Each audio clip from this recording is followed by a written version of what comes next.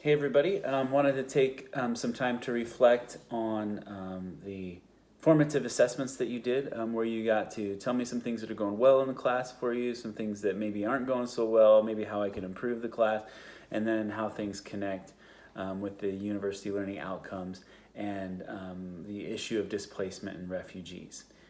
So just some general comments.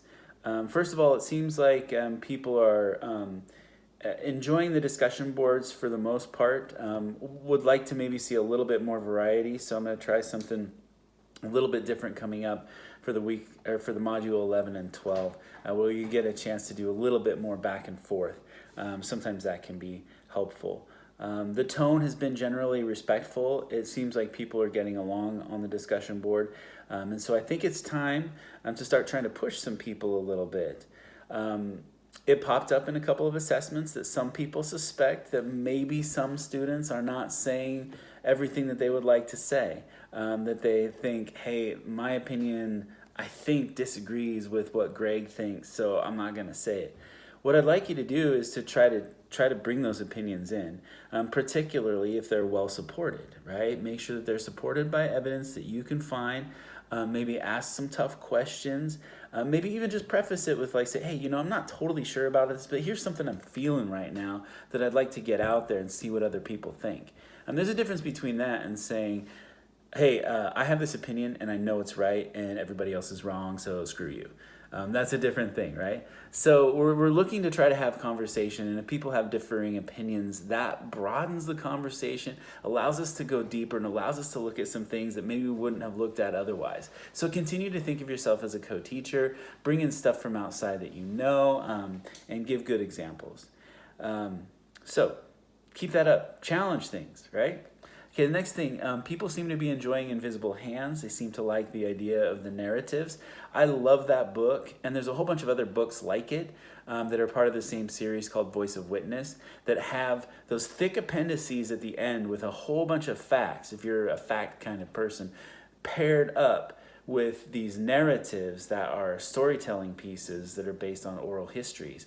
And gosh, that combination of powerful story and powerfully backed up fact, that's huge. That is what convinces people of what is true.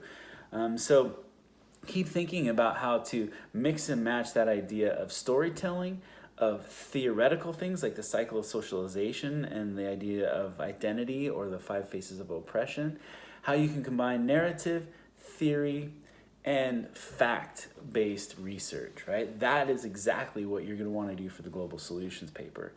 A lot of people have said that the material for this class is eye-opening, particularly in regards to understanding community and understanding the world, and I'm hoping that that's the case. People have said that my comments in general are helpful on the gradebook, and I'll continue to try to give helpful comments that kind of get you thinking about something that you've just done, but then also how to attach it to the next thing that we're doing. And that idea of scaffolding, that you need to learn this in order to understand this, and then this, and then this, until by the very end, you're going to write this global solutions paper that will combine all of those things. This is a hard class to teach online, and it's a hard class to take online. A few people mentioned that. It is very compact. But I think everybody's doing a pretty good job. I'm really impressed with a lot of the work that I'm getting.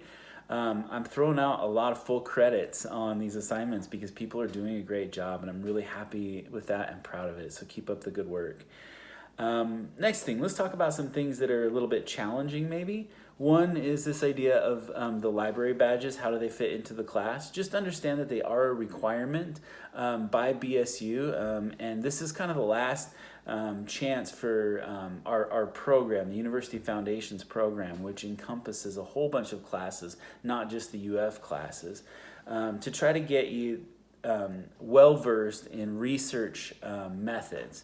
And some people might already know a lot of the stuff that's on those videos. Some people might not. So we're just trying to make sure that you understand how to get good sources, particularly when you're heading into the Global Solutions paper.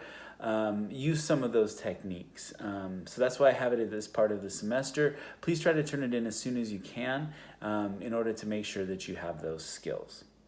Okay, I'm going to stop there because I'm getting close to 5 minutes. and then I'll continue with another video in just a moment.